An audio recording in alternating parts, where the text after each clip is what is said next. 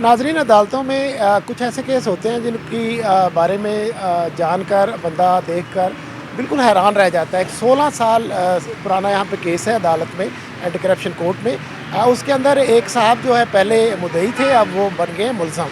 और 16 साल पे उन पे क्या बीती। जब भी कोई आप प्रॉपर्टी ख़रीदें, प्लाट ख़रीदें, तो किन बातों का ख्याल रखना चाहिए और इस बंदे से कहाँ पे गलती हो गई जिसकी सज़ा 16 साल से बंदा भुगत रहा है। उसके वकील चौधरी गुलाम जिलानी हमारे साथ मौजूद हैं, उनसे हम बात करते हैं कि ये कैसे इसमें गिरफ़्तार हुए और आज तक रहाई नहीं इनको मिल रही इस मुसीबत से। तो ये इनका कैसे शुरू हुआ मामला? असल में ये है कि जी ये LD एवेन्यू 1 में 10 मरले का प्लॉट था। तारक उस्मान ने 2008 में ख़रीदा। उसने उस वक़्त कर्नल तासीर नामी शख्स को मिलाया, उनके मुलाज़म ने, सज्जाद शाह ने, जो उनके पास मुलाज़म था प्रॉपर्टी डीलर के पास। तो उसको जब उससे मुलाकात करवाई तो उसने कहा जी 35 लाख का प्लॉट है तो आपको 32 लाख में ले देता हूँ। तो उसने कहा चलो 3 लाख की बचत हो रही है। उसने हामी भर ली कि जी मैं ख़रीद लेता हूँ। जब वो LDA के ऑफिस में गया, LDA के अमले से मिल के उन्होंने जाली कर्नल तासीर एक बंदे को बना के ID कार्ड बोगस बना के तो उसके नाम पे प्लॉट ट्रांसफ़र कर दिया। जब उसने 32 लाख की पेमेंट कर दी, उसको पता चला कि मेरे साथ फ्रॉड हो गया।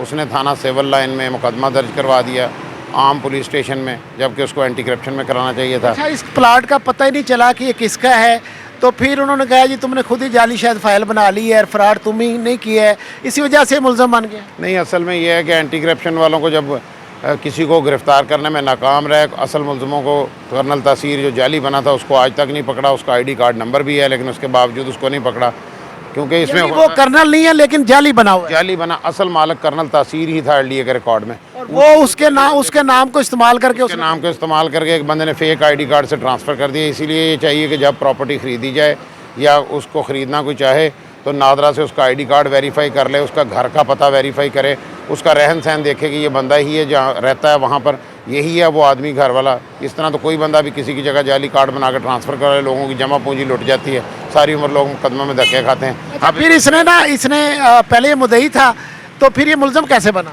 जब ये मुद्दई था 2008 में मुकदमा दर्ज हुआ, 2008 में ही एंटी करप्शन में तफ्तीश आ गई।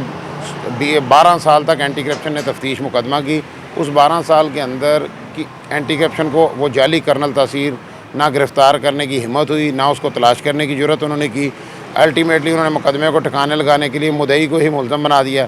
अब पहले मैं मुद्दई का वकील था, अब उसी मुलज़म का मैं वकील हूँ। अब उसके ख़िलाफ़ कोई गवाह सरकार पेश नहीं कर रही। मैंने फिर हाई कोर्ट से रुजू किया कि ये 5 साल से मैं अदालत की 20 में चलान आने के बाद 5 साल से अदालत में धक्के खा रहा हूँ, इसमें कोई गवाह वगैरह पेश करें, लेकिन कोई गवाह पेश नहीं है। फिर हाई कोर्ट से मैंने ऑर्डर हासिल किया, डायरेक्शन ली MIT ब्रांच से। उन्होंने कहा कि 60 दिन में इसका मुकदमे का फ़ैसला करें रोज़ाना समाअत करके।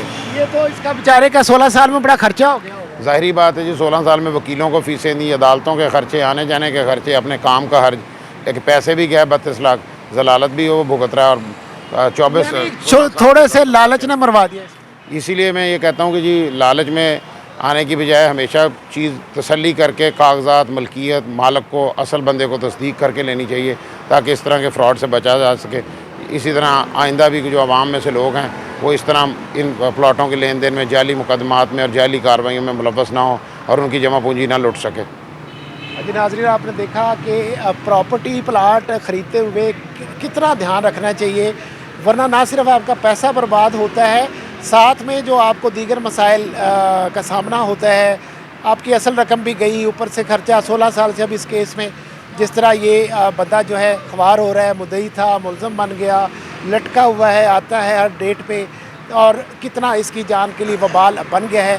तो प्रॉपर्टी की ख़रीदारी और फाइल की ख़रीदारी, मालिक कौन है, कहाँ रहता है, उसका ID कार्ड, सब को चेक करना बहुत ज़रूरी है, वरना लोग जो है लालच में आकर अक्सर लोगों की आंखें बंद हो जाती हैं, बाद में फिर आंखें उनकी खुलती हैं तो उस वक्त तक देर हो चुकी होती है। अपना ख्याल रखिएगा।